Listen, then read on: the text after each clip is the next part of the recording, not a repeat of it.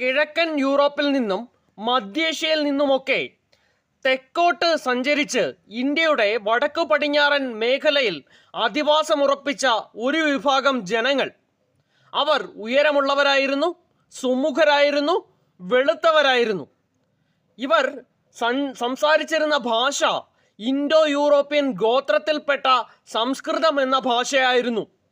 അവരെ വിളിച്ച പേരാണ് ആര്യന്മാർ. ആര്യന്മാർ എന്ന വാക്കിൻ്റെ അർത്ഥം നോബിൾസ് അഥവാ കുലീനന്മാർ എന്നാണ്. ആര്യന്മാർ എവിടെ നിന്നു വന്നു എന്നതിനെ ചൊല്ലി പണ്ഡിതന്മാർക്കിടയിൽ വിഭിന്ന അഭിപ്രായങ്ങളുണ്ട്. മാക്സ് മുള്ളർ പറഞ്ഞത് അവർ മധ്യേഷ്യയിൽ നിന്ന് വന്നതാണ് എന്നാണ്. സ്വാമി ദയാനന്ദ സരസ്വതി ആകട്ടെ വിശ്വസിച്ചിരുന്നത് അവർ ടിബറ്റിൽ നിന്ന് വന്നവരാണ് എന്നാണ്. ആര്യന്മാരുടെ ജന്മദേശം ആർട്ടിക് ആണെന്നാണ് ബാലഗംഗാധര തിലക് അഭിപ്രായപ്പെട്ടത്.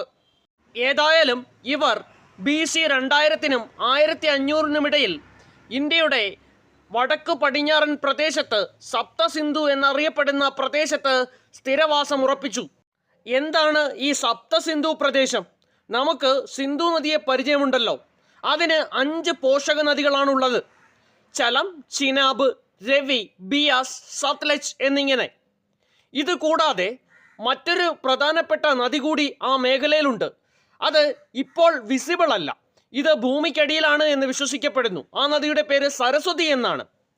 അപ്പോൾ സിന്ധു നദി, 5 പോഷക നദികൾ, ആ പ്രദേശത്തുണ്ടായിരുന്ന സരസ്വതി എന്ന നദി, ഈ നദികളെല്ലാം ചേർന്ന പ്രദേശത്തെയാണ് നമ്മൾ സപ്തസിന്ധു പ്രദേശം എന്ന് പറയുന്നത്. 7 നദികൾ അടങ്ങിയ പ്രദേശം എന്നർത്ഥം.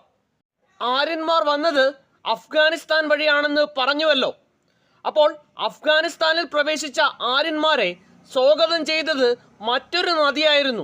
കുഫ എന്നാണ് ഈ നദിയെ ഋഗ്വേദത്തിൽ പരാമർശിക്കുന്നത്.